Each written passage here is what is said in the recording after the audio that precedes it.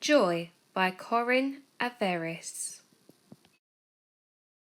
Fern loved Nana. She loved her butterfly cakes, her mantelpiece mice, and her cat Snowball. Best of all, she loved her smile. But recently, Nana had stopped baking cakes. The mice were dusty, and Snowball was more like a ball of fuzz. Worst of all, Nana hardly ever smiled. "What's wrong with Nana?" Fern asked her mum. "I don't know," Mum replied. "It's like the joy has gone out of her life." "What's joy?" asked Fern. "Joy is what makes your heart happy and your eyes twinkle.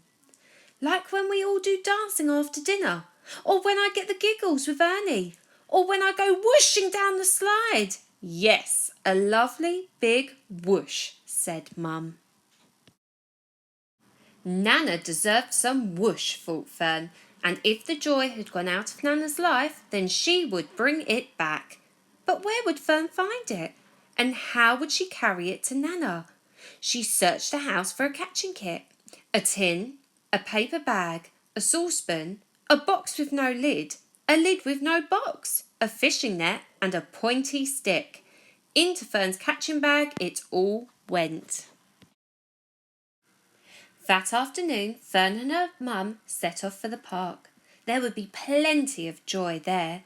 No one would mind if she borrowed some for Nana. A puppy bounded towards Fern, its floppy ears flying up and down. Bounce, bounce, bounce. Fern giggled. She felt the whoosh of joy. She tried to catch the bounce, but the bounce wouldn't go in the box.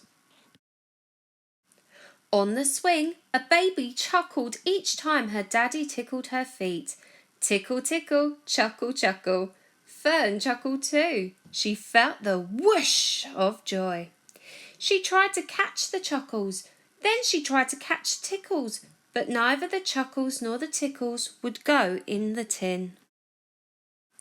When Fern reached the duck pond, a shimmer of sun sparkles rippled across the water. Fern smiled.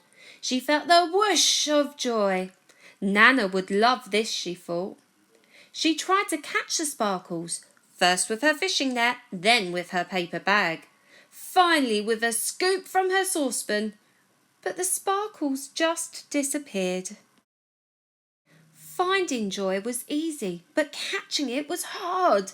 Fern walked home with heavy feet. She loved Nana and wanted to bring joy back into her life. But her catching bag was empty. Nana was snoozing in her chair. Fern laid her head on her arm. "What's the matter?" asked Nana. "I wanted to catch some joy for you, but couldn't," said Fern sadly. Fern told Nana about all the things she had seen. To Fern's surprise, Nana smiled. It was the biggest, widest whoosh of a smile Fern had ever seen. "You don't need a tin or a box or a net to bring me joy," Nana said. "You bring me all the joy in the world just by being you." The next day, Fern took Nana to the park. Whoosh! Together they found joy in the most unusual places. And this time, Fern's catching bag was full to the brim with Nana's delicious butterfly cakes. The end.